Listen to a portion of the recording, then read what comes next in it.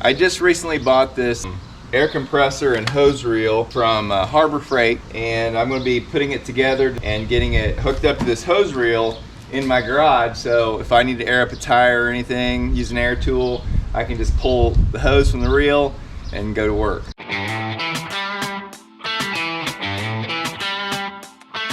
I bought this particular air compressor because it seems like it has everything I need, and it's very portable, which is important when I have to go do something around the farm here. This is my old unit. You can see it's losing oil here, and the other day I heard it making a little bit of a noise and I started messing with this cover, and the fan back here, all the fins from it came out through the bottom of this cover, and it's been struggling lately anyway. This thing has probably lasted me 10 years at least, so we're gonna thank it for all of its contributions and move on to something newer. I'm gonna probably take the wheels off, some of these fittings off. You never know when you might need them on a new unit for something, so I always like to have extra stuff around. So I think I'm gonna mount the hose reel somewhere in here so the kids can reach it, and the air compressor will be sitting right in there. I'm gonna use this hose to go from the air compressor to the hose reel. Let's see what comes in the box and how much assembly there is. All right, we have the paperwork, the manual, owner's manual, and we have a handle, and then the rest of this looks like it's the air compressor.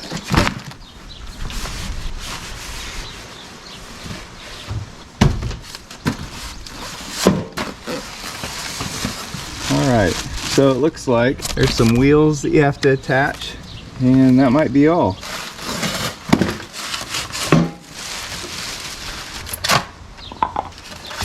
The wheels seem nice and heavy.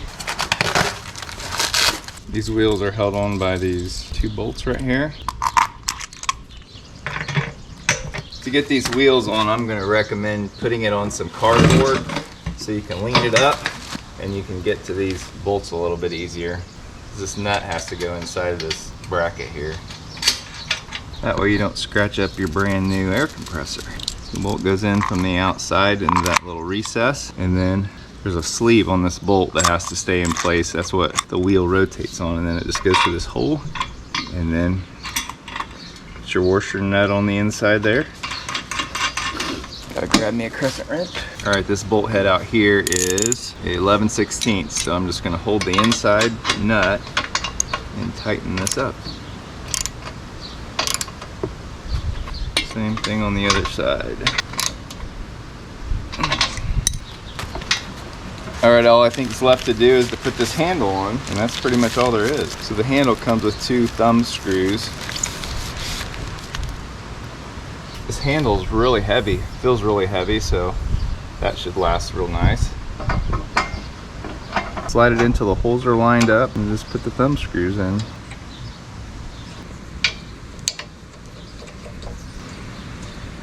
What I really like about this one so far is this handle really sticks out a ways from the unit, so you don't trip on it as you're pulling it. This one here, was you were walking with it, you were running over your feet because the handle was so short. So I definitely like that. Comes with some instructions there and what it will run and what it won't run well. And there's some specifications on it. So I'm going to get it over where it normally is in my garage and plug it in and just hear it run before I work on that hose reel. All right, it's all plugged in, hooked up. It's an oil-free compressor, so I didn't have to put any oil in it. So we're gonna turn it on and see how it runs.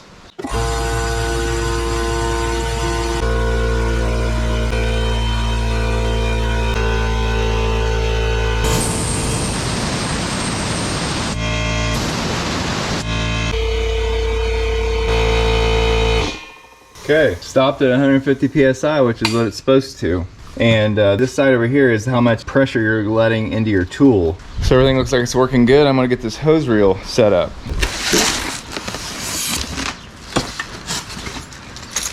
Once again, I got both these items from Harbor Freight. So how these work is you have an inlet here. That's where the air comes from air compressor into this. Goes through this tube, goes through the middle here, comes out this side, and then this is where your hose hooks up to it. This comes with a lock, so you can lock it so it won't spin when you're done using it. And then there's a spot here for your handle to attach, because this is a manual retract. That's the mounting plate, so I have to figure out exactly how I want to mount this.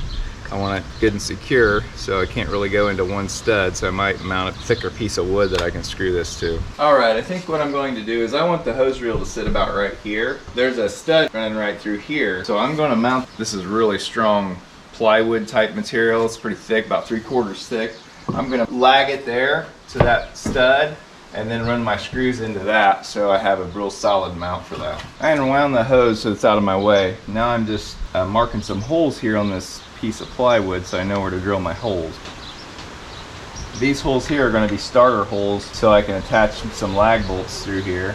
And then I'm going to put a couple holes in here that I'm going to actually attach this piece of wood to the wall. Here's some screws I had laying around here. So these two I'm going to use to hold a piece of wood on the wall, and then these three will go through that piece into the wall, but they'll be into that wood as well. This bracket has a little bit of a relief behind it, or probably bolt heads. I'll probably still have to sink them in pretty good. So because I know the heads are going to stick up a little bit, I'm going to put a couple countersinks in here so the heads won't stick up.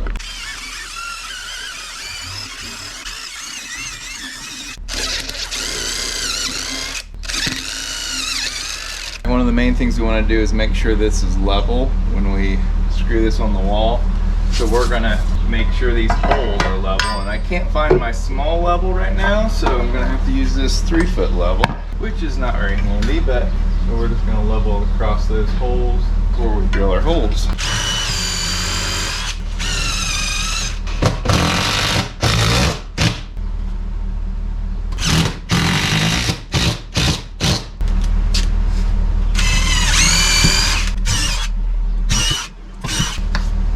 Now we're ready to mount the spool. So we want the hose coming off the top.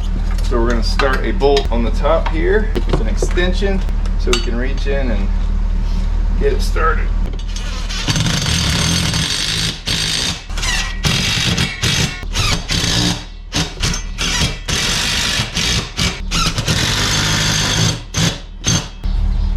That's what I got.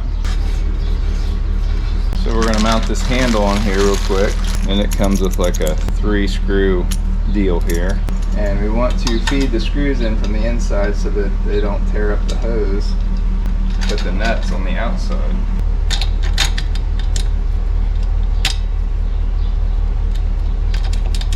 These are lock nuts, so they should not come undone very easily. You can actually lock this into place so it doesn't rotate on you, which might make it a little easier. Alright, so that's what we have right now. This little lock here, pull it out and turn it, and then you can rotate the whole thing. You want to lock it. So now we want to put our air line in here so we can pressurize our spool from the air compressor. And I bought this specifically for that, so I can just have a line running from the air compressor to that. Before I mess with the air compressor at all, I'm going to make sure it's depressurized. And this particular air compressor has a relief valve down here to drain water and air out. So you can literally...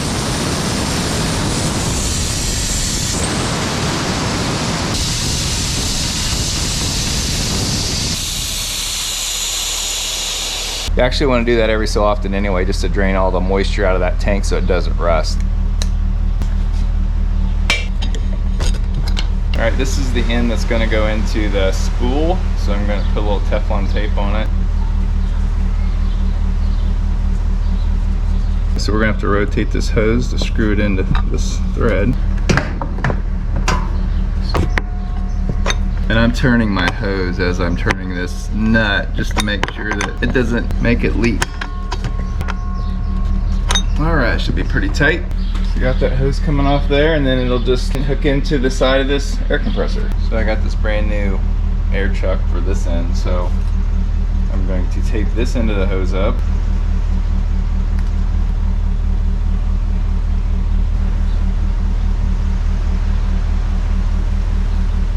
Alright, so now I should be able just to plug this into my air compressor here. I'm going to tie these hoses up somewhere right here so they stay out of my way.